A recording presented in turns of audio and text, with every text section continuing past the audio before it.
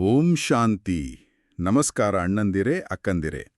ಇವತ್ತು 5ನೇ ಜಾನ್ವರಿ 2026ರ ಮುರಳಿಯ ಮಂಥನ ಮಾಡೋಣ ಬನ್ನಿ. ಮಧುರ ಮಕ್ಕಳೇ, ತಂದೆಯ ಶ್ರೀಮತದಿಂದ ನೀವು ಮನುಷ್ಯರಿಂದ ದೇವತೆಗಳಾಗುತ್ತೀರಿ. ಗೀತೆಯ ಜ್ಞಾನ ಮತ್ತು ರಾಜಯೋಗ ನಿಮ್ಮನ್ನು ಸಂಪೂರ್ಣ ಪಾವನರನ್ನಾಗಿ ಮಾಡುತ್ತದೆ. ಪ್ರಶ್ನೆ: ಸತ್ಯಯುಗದಲ್ಲಿ ಪ್ರತಿಯೊಂದು ವಸ್ತು ಒಳ್ಳೆಯದಕ್ಕಿಂತ ಒಳ್ಳೆಯ ಸತೋಪ್ರಧಾನವಾಗಿರುತ್ತದೆ, ಏಕೆ? ಉತ್ತರ: ಏಕೆಂದರೆ ಅಲ್ಲಿ ಮನುಷ್ಯ ಸತೋಪ್ರಧಾನರಾಗಿರುತ್ತಾರೆ. ಯಾವಾಗ ಮನುಷ್ಯ ಒಳ್ಳೆಯವರಾಗಿರುತ್ತಾರೆ ಆಗ ಸಾಮಗ್ರಿಗಳು ಒಳ್ಳೆಯದಾಗಿರುತ್ತದೆ, ಮತ್ತು ಮನುಷ್ಯ ಕೆಟ್ಟವರಾಗಿದ್ದಾಗ ಸಾಮಗ್ರಿಗಳು ನಷ್ಟಕರವಾಗಿರುತ್ತವೆ. ಸತೋಪ್ರಧಾನ ಸೃಷ್ಟಿಯಲ್ಲಿ ಯಾವುದೇ ವಸ್ತು ಅಪ್ರಾಪ್ತಿಯಿಲ್ಲ, ಏನೂ ಎಲ್ಲಿಯೂ ಬೇಡಬೇಕಾಗಿಲ್ಲ. ಈ ಉತ್ತರ ನೋಡಿದಾಗ ತುಂಬ ಸರಳ ಅನ್ಸುತ್ತಲ್ವಾ? ಆದರೆ ಇದರ ಆಳವನ್ನು ಯೋಚಿಸಿದ್ರೆ ಇಡೀ ಜ್ಞಾನದ ಸಾರವೇ ಇದರಲ್ಲಿ ಅಡಗಿದೆ ಅಂತ ನನಗನಿಸುತ್ತೆ. ಖಂಡಿತ. ಮನುಷ್ಯರು ಚೆನ್ನಾಗಿದ್ದರೆ ವಸ್ತುಗಳು ಚೆನ್ನಾಗಿರುತ್ತವೆ. ಹೌದು, ಆ ಒಂದು ಲೈನ್ ಅದು ಎಷ್ಟು ಶಕ್ತಿಯುತವಾದ ಮಾತು. ನಿಜ. ಸಾಮಾನ್ಯವಾಗಿ ನಾವು ಹೊಂದ್ಕೊಳ್ಳೋದೇನು ಅಂದ್ರೆ ಹೊರಗಿನ ಪ್ರಪಂಚ ನಮ್ಮನ್ನು ರೂಪಿಸುತ್ತೆ ಅಂತ. ಆದರೆ ಸತ್ಯ, ನಮ್ಮ ಚೈತನ್ಯವೇ ಪ್ರಪಂಚವನ್ನು ರೂಪಿಸುತ್ತೆ. ಕರೆಕ್ಟ್. ನಾವು ನಮ್ಮ ಸಂತೋಷಕ್ಕೆ ಒಂದು ಒಳ್ಳೆ ಮನೆ, ಒಳ್ಳೆ ಕಾರು, ಹೀಗೆ ಬಾಹ್ಯ ವಸ್ತುಗಳ ಮೇಲೆ ಅವಲಂಬಿತರಾಗಿರ್ತೇವೆ. ಆದರೆ ಇಲ್ಲಿ ಬಾಬಾ ಸಂಪೂರ್ಣವಾಗಿ ದೃಷ್ಟಿಕೋನವನ್ನೇ ಬದಲಾಯಿಸ್ತಾ ಇದ್ದಾರೆ. ಹೌದು. ಸತೋಪ್ರಧಾನ ಆತ್ಮಗಳು ಅಂದ್ರೆ ಯಾರು ಸಂಪೂರ್ಣವಾಗಿ ಶುದ್ಧ, ಶಾಂತ ಮತ್ತು ಶಕ್ತಿಶಾಲಿಯಾಗಿರ್ತಾರೋ ಅವರ ಇರುವಿಕೆಯಿಂದಲೇ ಪ್ರಕೃತಿಯ 5 ತತ್ವಗಳು ಕೂಡ ಸತೋಪ್ರಧಾನವಾಗಿ ಬಿಡುತ್ತವೆ. ಅಂದ್ರೆ ಅಲ್ಲಿನ ನೀರು ಅಮೃತ ಸಮಾನ, ಹಣ್ಣುಗಳಲ್ಲಿ ದೈವೀ ಶಕ್ತಿ, ಹೀಗೆ. ನಿಖರವಾಗಿ. ಯಾಕಂದ್ರೆ ಅದನ್ನು ಸೃಷ್ಟಿಸುವ ಮತ್ತು ಅನುಭವಿಸುವ ಆತ್ಮಗಳು ಸ್ವತಃ ದೈವೀ ಗುಣಗಳಿಂದ ತುಂಬಿರುತ್ತವೆ. ಮತ್ತು ಆ ಮಾತಿನ 2ನೇ ಭಾಗ, ಅಪ್ರಾಪ್ತಿಯೇ ಇಲ್ಲ ಅನ್ನೋದು, ಅದು ಕೂಡ ಬಹಳ ಮುಖ್ಯ. ಹೌದು. ಇವತ್ತಿನ ಜಗತ್ತು ನಿಂತಿರೋದೇ ಅಪೇಕ್ಷೆಗಳ ಮೇಲೆ. ಇನ್ನಷ್ಟು ಬೇಕು, ಮತ್ತಷ್ಟು ಬೇಕು ಅನ್ನುವ ಓಟ. ಸರಿ. ಆದರೆ ಸತ್ಯುಗದಲ್ಲಿ ಆತ್ಮಗಳು ಎಷ್ಟು ಸಂಪನ್ನ, ಎಷ್ಟು ತೃಪ್ತವಾಗಿರ್ತವೆ ಅಂದ್ರೆ ಬೇಡುವುದು ಅನ್ನೋ ಕಲ್ಪನೆಯೇ ಇರೋದಿಲ್ಲ. ಪ್ರತಿಯೊಂದು ವಸ್ತು ಅವರಿಗೆ ದಾಸಿಯಾಗಿರುತ್ತೆ. ಯಾಕೆಂದರೆ ಅವರು ಪ್ರಕೃತಿಯ ಮಾಲೀಕರಾಗಿರ್ತಾರೆ. ಈ ಒಂದು ಪ್ರಶ್ನೋತ್ತರವೇ ಇಂದಿನ ಮುರಳಿಯ ಅಡಿಪಾಯ. ಇದರ ಆಧಾರದ ಮೇಲೆ ನಾವು ಮುಂದಿನ ಅಂಶಗಳ ಮಂಥನ ಮಾಡೋಣ. ಖಂಡಿತ. ಮೊದಲನೆಯದಾಗಿ, ಈ ಪರಿವರ್ತನೆ ಹೇಗೆ ಸಾಧ್ಯ? ಮನುಷ್ಯರು ದೇವತೆಗಳಾಗುವುದು ಹೇಗೆ? ನಿರಾಕಾರ ಪರಮಪಿತ ಪರಮಾತ್ಮನೋ, ಜ್ಞಾನಸಾಗರನೋ ಈ ಕಲಿಯುಗದ ಅಂತ್ಯದಲ್ಲಿ ಒಬ್ಬ ಸಾಧಾರಣ ವೃದ್ಧ ಮನುಷ್ಯನ ಶರೀರವನ್ನು ಆಧಾರವಾಗಿ ತಗೊಳ್ತಾರೆ. ಅವರೇ ಪ್ರಜಾಪಿತ ಬ್ರಹ್ಮ. ಹೌದು. ನಾವು bb3.jpg ಚಿತ್ರದಲ್ಲಿ ನೋಡೋ ಹಾಗೆ ಬ್ರಹ್ಮ ಬಾಬಾರವರು ಮಕ್ಕಳಾದ ನಮ್ಗೆ ಜ್ಞಾನದ ಪತ್ರ ಬರೀತಿದ್ದಾರೆ. ಆ ಮೂಲಕ ಜ್ಞಾನಸಾಗರನಾದ ಶಿವನು ಈ ಸಾಕಾರ ಮಾಧ್ಯಮದ ಮೂಲಕ ನಮ್ಮನ್ನು ತಲುಪುತ್ತಿದ್ದಾರೆ. ಇಲ್ಲಿ ಒಂದು ಪ್ರಶ್ನೆ ಬರುತ್ತೆ. ಸರ್ವಶಕ್ತಿವಂತನಾದ ಪರಮಾತ್ಮನಿಗೆ ಒಬ್ಬ ಸಾಧಾರಣ ಮನುಷ್ಯನ ಶರೀರದ ಆಧಾರ ಯಾಕೆ ಬೇಕು? ಆತ ದಿವ್ಯ ರೂಪದಲ್ಲಿ ಬಂದು ಜ್ಞಾನ ಕೊಡುವುದಿತ್ತಲ್ವೇ? ಬಹಳ ಬಹಳ ಮುಖ್ಯವಾದ ಪ್ರಶ್ನೆ. ಇದ್ರಲ್ಲೇ ತಂದೆಯ ನಿರಹಂಕಾರ ಮತ್ತೆ ಮಕ್ಕಳ ಮೇಲಿನ ಪ್ರೀತಿ ಅಡಗಿದೆ. ಅವರು ದಿವ್ಯರೂಪದಲ್ಲಿ ಬಂದ್ರೆ ಮಕ್ಕಳು ಅವರ ಹತ್ತಿರ ಹೋಗೋಕೆ, ಸಂಬಂಧ ಜೋಡಿಸೋಕೆ ಬಹುಶಃ ಭಯ ಪಡಬಹುದು. ಓ ಸರಿ. ಅಲ್ದೆ ಪತಿತರನ್ನು ಪಾವನ ಮಾಡಲು ಆತ ಪತಿತ ದುನಿಯಾದಲ್ಲೇ ಒಬ್ಬ ಪತಿತ ಶರೀರವನ್ನೇ ಆರಿಸ್ಕೊಳ್ಬೇಕು. ಆಗ ತಾನೇ ಅದು ಪತಿತ ಪಾವನ ಅನ್ನೋ ಬಿರುದಿಗೆ ಸಾರ್ಥಕವಾಗೋದು ಅಲ್ವಾ? ಹೌದು ಹೌದು. ಬ್ರಹ್ಮಬಾಬಾರವರ ಸಮರ್ಪಣೆಯಿಂದಲೇ ಇದು ಸಾಧ್ಯವಾಯಿತು. ಖಂಡಿತ. ಶಿವತಂದೆ ಇವರ ಮುಖಾಂತರವೇ ಶ್ರೀಮತವನ್ನು ನೀಡಿ ನಮ್ಮಂತಹ ಭ್ರಷ್ಟಾಚಾರಿ ಮನುಷ್ಯರನ್ನ ಶ್ರೇಷ್ಠಾಚಾರಿ ದೇವತೆಗಳಾಗಿ ಮಾಡ್ತಾರೆ. ಅಂದ್ರೆ ಇದು ಕೇವಲ ಕಥೆ ಕೇಳುವುದಲ್ಲ, ಇದು ಒಂದು ಸಂಪೂರ್ಣ ಜೀವನ ಪರಿವರ್ತನೆಯ ಶಿಕ್ಷಣ. ಒಂದು ರೀತಿ ಪಾರಲೌಕಿಕ ತಂದೆಯ ವಿಶ್ವವಿದ್ಯಾಲಯ. ನಿಖರವಾಗಿ. ಇದೊಂದು ವಿದ್ಯೆ. ಇದರ ಪಠ್ಯಕ್ರಮವೇ ಮುರಳಿ. ಈ ವಿದ್ಯೆಯ ಮುಖ್ಯ ಉದ್ದೇಶವೇನು? ನಮ್ಮೆಲ್ಲರ ಆದಿಶತ್ರು, ಮಹಾಶತ್ರುವಾಗಿರುವ ಕಾಮ ವಿಕಾರದ ಮೇಲೆ ಸಂಪೂರ್ಣ ವಿಜಯವನ್ನು ಸಾಧಿಸೋದು. ಪವಿತ್ರತೆಯ ವ್ರತವನ್ನು ಧಾರಣೆ ಮಾಡಿ ಜಗತ್ತಿನ ಒಡೆಯರಾಗೋದು. ಅದೇ. ಈ ಜ್ಞಾನದ ಅಧ್ಯಯನದಿಂದಲೇ ಆತ್ಮರು ತಮ್ಮ ಮೂಲ ದೈವೀ ಗುಣಗಳನ್ನು ಮತ್ತೆ ಜಾಗೃತಗೊಳಿಸಿಕೊಂಡು ಸತ್ಯಯುಗದ ಸ್ವರ್ಗದ ಮಾಲೀಕರಾಗುತ್ತಾರೆ. ಈಗ 2ನೇ ಮುಖ್ಯ ಅಂಶದ ಕಡೆಗೆ ಗಮನ ಹರಿಸೋಣ. ಮುರಳಿಯಲ್ಲಿ ತಂದೆಯನ್ನ ಇಡೀ ಮನುಷ್ಯ ಸೃಷ್ಟಿ ವೃಕ್ಷದ ಬೀಜ ರೂಪ ಅಂತ ಕರೆಯಲಾಗಿದೆ. ಈ ರೂಪಕ ಬಹಳ ಆಳವಾಗಿದೆ. ಹೌದು. ಒಂದು ಸಣ್ಣ ಆಲದ ಬೀಜದಲ್ಲಿ ಮುಂದೆ ಬೆಳೆಯುವ ಬೃಹತ್ ಮರದ ಸಂಪೂರ್ಣ ಮಾಹಿತಿ ಇರುತ್ತೆ ಅಲ್ವಾ? ಸರಿ. ಹಾಗೆಯೇ ಚೈತನ್ಯ ಬೀಜರೂಪನಾದ ಪರಮಾತ್ಮನಲ್ಲಿ ಈ ಇಡೀ ಸೃಷ್ಟಿಯ ಆದಿ, ಮಧ್ಯ, ಅಂತ್ಯದ ಜ್ಞಾನವಿದೆ. ಆದರೆ ಇಲ್ಲಿ ನಾವು ಜಡಬೀಜಕ್ಕೂ ಚೈತನ್ಯ ಬೀಜಕ್ಕೂ ಇರೋ ವ್ಯತ್ಯಾಸವನ್ನು ಅರ್ಥ ಮಾಡ್ಕೋಬೇಕು. ಹೇಗೆ? ಒಂದು ಮಾವಿನ ಮರದ ಬೀಜ. ಅದು ಜಡ, ಅದಕ್ಕೆ ತನ್ನ ಅರಿವಿಲ್ಲ. ಆದರೆ ಪರಮಾತ್ಮನು ಚೈತನ್ಯ ಬೀಜ, ಸ್ವಯಂ ಜ್ಞಾನ ಸ್ವರೂಪ. ಹಾಗಾಗಿಯೇ ಅವರು ಈ ಸೃಷ್ಟಿವೃಕ್ಷದ ರಹಸ್ಯವನ್ನು ನಮಗೆ ತಿಳಿಸಲು ಸ್ವತಃ ತಾವೇ ಬರ್ಬೇಕಾಗುತ್ತೆ. ಹಾಗಾದ್ರೆ ಈ ವೃಕ್ಷದ ಮೊದಲ ಚಿಗುರು, ಮೊದಲ ಎಲೆ ಯಾರು? ಲಕ್ಷ್ಮೀನಾರಾಯಣರೇ? ಸಾಮಾನ್ಯವಾಗಿ ಹಾಗೆ ಅಂದ್ಕೊಳ್ತೇವೆ. ಆದ್ರೆ ಮುರಳಿಯಲ್ಲಿ ಒಂದು ಸೂಕ್ಷ್ಮ ರಹಸ್ಯ ಇದೆ. ಮೊದಲ ಎಲೆ ಶ್ರೀಕೃಷ್ಣ. ಓ ಹೌದಾ? ಶ್ರೀಕೃಷ್ಣ .png ಚಿತ್ರದಲ್ಲಿ ಬಾಲಕೃಷ್ಣ ತನ್ನ ಕೈಯಲ್ಲಿ ಒಂದು ಸಣ್ಣ ಗ್ಲೋಬ್ ಹಿಡಿದಿದ್ದಾನೆ. ಅದು ಹೊಸ ಪ್ರಪಂಚದ ಸಂಕೇತ. ಕರೆಕ್ಟ್. ಆ ಬ್ಯಾಡ್ಜ್ನಲ್ಲಿ ಹಿಂದಿಯಲ್ಲಿ ಅಟಾಮಿಕ್ ವಿಶ್ವಯುದ್ಧದಿಂದ ಆಗುವ ವಿನಾಶದ ನಂತರ ಬರುತ್ತಾನೆ ಅಂತ ಬರೆದಿದೆ. ಇದು ಸೃಷ್ಟಿಯ ಕ್ರಮವನ್ನು ತೋರಿಸುತ್ತೆ. ಅಂದ್ರೆ ಲಕ್ಷ್ಮೀನಾರಾಯಣರು ರಾಜರಾಣಿ, ಆದರೆ ಮೊದಲ ರಾಜಕುಮಾರ ಶ್ರೀಕೃಷ್ಣ. ಹೌದು. ವಿನಾಶದ ನಂತರ ಕಲಿಯುಗದ ರಾತ್ರಿ ಮುಗಿದು ಸತ್ಯಯುಗದ ಬೆಳಗು ಆರಂಭವಾಗುವಾಗ ಜನ್ಮ ತಾಳುವ ಮೊದಲ ದೈವೀ ಮಗು. ಈಗ ನಾವು ಇರೋ ಈ ಸಂಗಮಯುಗದಲ್ಲಿ ಪರಮಾತ್ಮನು ಜ್ಞಾನದ ನೀರನ್ನು ಹಾಕಿ ಈ ಹೊಸ ಸತ್ಯಯುಗದ ಸಸಿಯನ್ನು ನೆಡುತ್ತಿದ್ದಾರೆ. ಹಳೆಯ ಮುಳ್ಳಿನ ಕಾಡಿನಂತಿರುವ ಕಲಿಯುಗಿ ವೃಕ್ಷ ಸಮಾಪ್ತಿಯಾಗ್ತಿದೆ. ಇದು ನಮ್ಮನ್ನು ಮೂರನೇ ಮತ್ತು ಬಹಳ ಮುಖ್ಯವಾದ ಅಂಶಕ್ಕೆ ಕರೆತರುತ್ತೆ: ಕಲ್ಪದ ಆಯುಷ್ಯ. ಓ ಹೌದು, ಭಕ್ತಿಮಾರ್ಗದಲ್ಲಿ ಕಲ್ಪದ ಆಯುಷ್ಯ ಲಕ್ಷಾಂತರ ವರ್ಷಗಳು ಅಂತ ಹೇಳಲಾಗುತ್ತೆ. ಹೌದು. ಈ ಒಂದು ತಪ್ಪು ತಿಳುವಳಿಕೆ ಮನುಷ್ಯರನ್ನು ಎಷ್ಟು ನಿಷ್ಕ್ರಿಯರನ್ನಾಗಿ ಮಾಡಿದೆ ಅಂದ್ರೆ, ಅವರು ಗಾಢ ಅಂಧಕಾರದಲ್ಲಿ ಅಂದ್ರೆ ಆಳವಾದ ಅಜ್ಞಾನದಲ್ಲಿ ಮುಳುಗಿದ್ದಾರೆ. ಇನ್ನೂ ಕಲಿಯುಗ ಬಹಳ ವರ್ಷ ಇದೆ ಅಂತ ಹತಾಶೆಯಲ್ಲಿ ಬದುಕ್ತಿದ್ದಾರೆ. ಆದರೆ ತಂದೆ ಬಂದು ಈ ಭ್ರಮೆಯನ್ನು ದೂರ ಮಾಡ್ತಾರೆ. ಇಡೀ ಸೃಷ್ಟಿ ನಾಟಕದ ಅವಧಿ ಕೇವಲ 5000 ವರ್ಷಗಳು ಅಂತ ಹೇಳ್ತಾರೆ. ಹೌದು.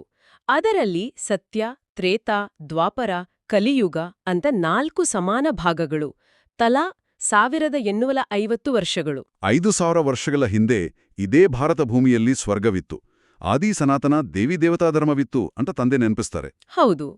ಈ ಜ್ಞಾನವುಳ್ಳ ಮಕ್ಕಳಿಗೆ ಈಗ ಸ್ಪಷ್ಟವಾಗಿ ಗೊತ್ತಿದೆ, ನಾವು ಇತಿಹಾಸದ ಅತ್ಯಂತ ಮಹತ್ವಪೂರ್ಣವಾದ ಯುಗದಲ್ಲಿ ಅಂದ್ರೆ ಸಂಗಮ ಯುಗದಲ್ಲಿ ಇದ್ದೇವೆ.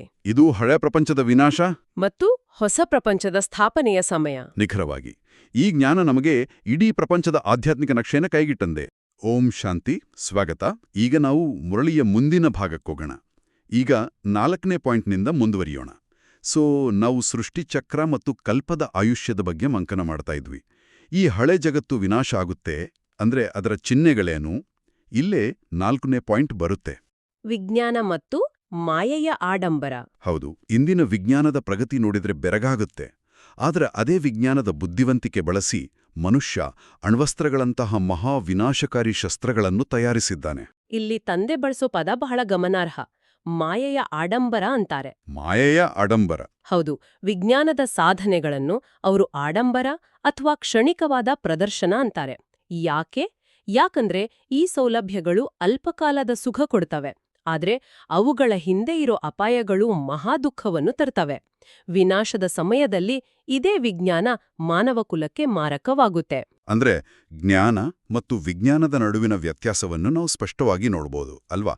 ವಿಜ್ಞಾನ ಬಾಹ್ಯ ಪ್ರಪಂಚದ ಜ್ಞಾನ, ಅದು ವಿನಾಶಕ್ಕೆ ಕಾರಣವಾಗ್ತಾ ಇದೆ. ಆದ್ರೆ ಪರಮಾತ್ಮನು ನೀಡೋ ಈ ಆಧ್ಯಾತ್ಮಿಕ ಜ್ಞಾನ, ಅದು ಆಂತರಿಕ ಪ್ರಪಂಚದ ಜ್ಞಾನ. ಇದು ಆತ್ಮರನ್ನ ಮನುಷ್ಯರಿಂದ ದೇವತೆಗಳನ್ನಾಗಿ ಮಾಡಿ ವಿನಾಶದ ನಂತರ ಸ್ಥಾಪನೆಯಾಗುವ ಸತ್ಯಯುಗಕ್ಕೆ ಕರ್ಕೊಂಡು ಹೋಗುತ್ತೆ. ಹೌದು. ಶ್ರೀಕೃಷ್ಣನ ಬ್ಯಾಡ್ಜ್ನಲ್ಲಿ ನೋಡಿದ ಅಟಾಮಿಕ್ ವಿಶ್ವಯುದ್ಧದ ಉಲ್ಲೇಖ ಇಲ್ಲಿ ನೇರವಾಗಿ ಸಂಬಂಧಿಸುತ್ತೆ. ವಿಜ್ಞಾನ ಹಳೆಯ ಜಗತ್ತನ್ನು ಸ್ವಚ್ಛ ಮಾಡಿದ್ರೆ ಈ ಜ್ಞಾನ ಹೊಸ ಜಗತ್ತನ್ನು ನಿರ್ಮಿಸುತ್ತೆ. ಅತ್ಯಂತ ಸ್ಪಷ್ಟವಾದ ವಿಶ್ಲೇಷಣೆ. ಈಗ 5ನೇ ಮುಖ್ಯ ಅಂಶಕ್ಕೆ ಹೋಗೋಣ: ಬ್ರಹ್ಮಪುತ್ರ ನದಿಯ ಆಧ್ಯಾತ್ಮಿಕ ಅರ್ಥ. ಲೌಕಿಕದಲ್ಲಿ ಇದನ್ನ ಬಹಳ ಪವಿತ್ರ ನದಿ ಅಂತಾರೆ. ಆದ್ರೆ ಬಾಬಾ ಹೇಳ್ತಾರೆ, ಪ್ರತಿಯೊಂದು ಲೌಕಿಕ ವಿಷಯದ ಹಿಂದೆ ಒಂದು ಆಧ್ಯಾತ್ಮಿಕ ರಹಸ್ಯ ಇದೆ ಅಂತ. ಈ ನದಿಯ ಹೆಸರು ಬ್ರಹ್ಮನ ಪುತ್ರ. ಇದು ಜ್ಞಾನಸಾಗರನಾದ ಶಿವತಂದೆ ಪ್ರಜಾಪಿತ ಬ್ರಹ್ಮರ ಶರೀರದಲ್ಲಿ ಪ್ರವೇಶ ಮಾಡಿ ಜ್ಞಾನದ ನದಿಯನ್ನು ಹರಿಸೋದರ ಸಂಕೇತ. ಹೌದು. ಬ್ರಹ್ಮ ಬಾಬಾರ ಆತ್ಮ ಜ್ಞಾನಸಾಗರನೊಂದಿಗೆ ಮಿಲನವಾಗಿ ಅವರಿಂದ ಜ್ಞಾನ ಪಡೆದು ಮಕ್ಕಳಾದ ನಮ್ಮೆಡೆಗೆ ಹರಿಸ್ತಾರೆ. ನಾವೇ ನಿಜವಾದ ಬ್ರಹ್ಮಪುತ್ರರು ಮತ್ತು ಬ್ರಹ್ಮಪುತ್ರಿಯರು ಅಲ್ವಾ? ಖಂಡಿತ. ಜನರು ಸ್ಕೂಲ ನದಿಗಳ ಸಂಗಮದಲ್ಲಿ ಸ್ನಾನ ಮಾಡಿ ಪಾವನರಾಗ್ತೀವಿ ಅಂತಾರೆ. ಆದ್ರೆ ನಿಜವಾದ ಪಾವನ ಮಾಡುವ ಸಂಗಮ ಅಂದ್ರೆ ಇದು ನಿರಾಕಾರ ಆತ್ಮ ಮತ್ತು ಪರಮಾತ್ಮರ ಅದ್ಭುತ ಗುಪ್ತ ಮಿಲನದ ಯುಗ. ಈ ಸಂಗಮದಲ್ಲಿ ಜ್ಞಾನಸ್ನಾನ ಮಾಡೋದ್ರಿಂದಲೇ ಆತ್ಮರು ಪತಿತರಿಂದ ಪಾವನರಾಗೋದು.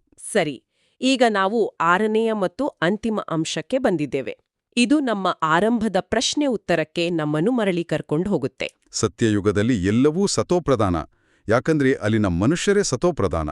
ಬಾಬಾ ಹೇಳಿದ ವಾಕ್ಯವನ್ನ ಇಂದಿನ ವಿಜ್ಞಾನದ ಹಿನ್ನೆಲೆಯಲ್ಲಿ ನೋಡೋಣ. ಮನುಷ್ಯರು ಕೆಟ್ಟವರಾದಾಗ ಸಾಮಗ್ರಿಗಳು ನಷ್ಟದಾಯಕವಾಗುತ್ತದೆ. ಇದು ಎಷ್ಟು ಸತ್ಯ! ನಿಜ. ಇವತ್ತು ಮನುಷ್ಯನ ಬುದ್ಧಿ ತಮೋಪ್ರಧಾನವಾದಾಗ, ವಿಕಾರಿ ದೃಷ್ಟಿ ಬೆಳೆದಾಗ ಅದೇ ವಿಜ್ಞಾನವನ್ನ ವಿನಾಶಕ್ಕಾಗಿ ಬಳಸ್ತಿದ್ದಾನೆ. ಅಣುಬಾಂಬ್ ತಯಾರಿಸೋ ವಿಜ್ಞಾನಿಗೆ ಗೊತ್ತಿರಲ್ವಾ ಇದರಿಂದ ಲಕ್ಷಾಂತರ ಜನರ ಸಾವಾಗುತ್ತೆ ಅಂತ? ಖಂಡಿತ ಗೊತ್ತಿರುತ್ತೆ, ಆದ್ರೂ ಮಾಡ್ತಾನೆ. ಯಾಕಂದ್ರೆ ಬುದ್ಧಿ ಮಾಯೆಯ ವಶದಲ್ಲಿದೆ. ಆದ್ರೆ ಸತ್ಯಯುಗದಲ್ಲಿ ಆತ್ಮಗಳು ಸಂಪೂರ್ಣ ನಿರ್ವಿಕಾರಿ ಮತ್ತು ಸತೋಪ್ರಧಾನವಾಗಿರೋದ್ರಿಂದ ಅಲ್ಲಿ ವಿಜ್ಞಾನ ಕೂಡ ಕೇವಲ ಸುಖ ಮತ್ತು ಸೌಕರ್ಯಕ್ಕಾಗಿ ಬಳಕೆಯಾಗುತ್ತೆ. ಅದ್ಭುತ. ಇಡೀ ಮುರಳಿಯ ಎಲ್ಲ ಅಂಶಗಳು ಒಂದಕ್ಕೊಂದು ಎಷ್ಟು ಸುಂದರವಾಗಿ ಬೆಸೆದುಕೊಂಡಿವೆ. ಒಳ್ಳೆಯದು. ಈಗ ನಾವು ಧಾರಣೆಗಾಗಿ ಮುಖ್ಯ ಸಾರವನ್ನು ನೋಡೋಣ. ಮೊದಲನೆಯದು, ಗುಪ್ತಜ್ಞಾನದ ಸ್ಮರಣೆಯಿಂದ ಹರ್ಷಿತರಾಗಿರುವುದು ಮತ್ತು ದೇವತೆಗಳಂತೆ ಆಗಲು ದೈವೀ ಗುಣಗಳನ್ನು ಧಾರಣೆ ಮಾಡುವುದು. ಎರಡನೆಯದು, ತಂದೆಯು ಸೃಷ್ಟಿಯ ಬೀಜರೂಪ ಎಂಬುದನ್ನು ಅರಿತು ಈ ಜ್ಞಾನವೇ ಶ್ರೇಷ್ಠ ಎಂಬ ನಶೆಯಲ್ಲಿರುವುದು. ಇಂದಿನ ವರದಾನ, ಒಬ್ಬ ತಂದೆಯೊರತು ಮತ್ಯಾರೂ ಇಲ್ಲ. ಈ ಪಾಠದ ಸ್ಮೃತಿಯಿಂದ ಏಕರಸ ಸ್ಥಿತಿಯನ್ನಾಗಿ ಮಾಡಿಕೊಳ್ಳುವಂತಹ ಶ್ರೇಷ್ಠ ಆತ್ಮಭವ. ವರದಾನದ ವಿವರಣೆ ಹೀಗಿದೆ: ಒಬ್ಬ ತಂದೆಯ ಹೊರತು ಮತ್ಯಾರೂ ಇಲ್ಲ. ಈ ಪಾಠವು ನಿರಂತರ ನೆನಪಿರಲಿ. ಇದರಿಂದ ಸ್ಥಿತಿಯು ಏಕರಸವಾಗಿ ಆಗಿಬಿಡುವುದು. ಏಕೆಂದರೆ ಜ್ಞಾನವಂತೂ ಸಂಪೂರ್ಣ ಸಿಕ್ಕಿದೆ, ಅಪಾರ ಜ್ಞಾನರತ್ನಗಳಿವೆ. ಆದರೆ ಜ್ಞಾನರತ್ನಗಳಿದ್ದರೂ ಬಿಂದುವಿನ ರೂಪದಲ್ಲಿರಬೇಕು. ಯಾರು ಯಾವುದೇ ಸಮಯದಲ್ಲಿ ಕೆಳಗೆ ಎಳೆಯುತ್ತಿದ್ದರೂ ಬಿಂದುವಿನ ರೂಪದಲ್ಲಿರುವುದು ಆ ಸಮಯದ ಚಮತ್ಕಾರವಾಗಿದೆ. ಇದರ ಅರ್ಥ, ಜೀವನದಲ್ಲಿ ಎಷ್ಟೇ ಸವಾಲುಗಳು ಬಂದರೂ ನಾವು ಕೇವಲ ಒಬ್ಬ ತಂದೆ ಅನ್ನೋ ಒಂದೇ ಒಂದು ಸ್ಮೃತಿಯ ಬಿಂದುವಿನಲ್ಲಿ ಸ್ಥಿತರಾದರೆ ನಮ್ಮ ಸ್ಥಿತಿ ಸದಾ ಅಚಲ, ಸ್ಥಿರ, ಏಕರಸವಾಗಿರುತ್ತೆ. ಹೌದು, ಸಾಗರದಷ್ಟು ಜ್ಞಾನವನ್ನು ಒಂದು ಬಿಂದುವಿನಲ್ಲಿ ಸಮಾಹರಿಸುವುದೇ ಇದರ ಕಲೆ. ಇಂದಿನ ಸ್ಲೋಗನ್, ಜ್ಞಾನದ ಶಕ್ತಿಯನ್ನು ಧಾರಣ ಮಾಡಿಕೊಳ್ಳುತ್ತೀರೆಂದರೆ ವಿಘ್ನವು ಯುದ್ಧ ಮಾಡುವುದಕ್ಕೆ ಬದಲು ಸೋಲನ್ನು ಅನುಭವಿಸುತ್ತದೆ. ಮತ್ತು ಇಂದಿನ ಅವ್ಯಕ್ತ ಸೂಚನೆ, ಈ ಅವ್ಯಕ್ತ ಮಾಸದಲ್ಲಿ ಬಂಧನಮುಕ್ತರಾಗಿ ಜೀವನಮುಕ್ತ ಸ್ಥಿತಿಯ ಅನುಭವ ಮಾಡಿರಿ. ಬ್ರಹ್ಮತಂದೆಗೆ ಈ ಒಂದೇ ವಿಷಯದ ದಿನಾಂಕದ ಬಗ್ಗೆ ಸದಾ ಚಿಂತೆಯಿರುತ್ತದೆ: ನನ್ನ ಪ್ರತಿಯೊಬ್ಬ ಮಕ್ಕಳು ಯಾವಾಗ ಜೀವನಮುಕ್ತರಾಗುವರು ಎಂದು. ಬಹುಕಾಲದಿಂದ ಜೀವನಮುಕ್ತ ಸ್ಥಿತಿಯ ಅಭ್ಯಾಸ ಮಾಡುವುದೇ ಬಹುಕಾಲ ಜೀವನಮುಕ್ತ ರಾಜ್ಯಭಾಗ್ಯದ ಹಕ್ಕುದಾರರನ್ನಾಗಿ ಮಾಡುತ್ತದೆ. ಇಲ್ಲಿ ಬ್ರಹ್ಮತಂದೆಯ ಪ್ರೀತಿ ಮತ್ತು ಅವರ ಶ್ರೇಷ್ಠ ಸಂಕಲ್ಪ ವ್ಯಕ್ತವಾಗುತ್ತೆ. ಹೌದು, ನಾವು ಬದುಕಿರುವಾಗಲೇ ಸರ್ವಬಂಧನಗಳಿಂದ ಮುಕ್ತರಾಗಬೇಕು ಅನ್ನೋದು ಅವರ ಆಶಯ. ಈಗ ನಾವು ಇಂದಿನ ಮುರಳಿಯ 8 ಶ್ರೇಷ್ಠ ಸ್ವಮಾನಗಳನ್ನು ಅಭ್ಯಾಸ ಮಾಡೋಣ. ಸ್ವಮಾನ 1.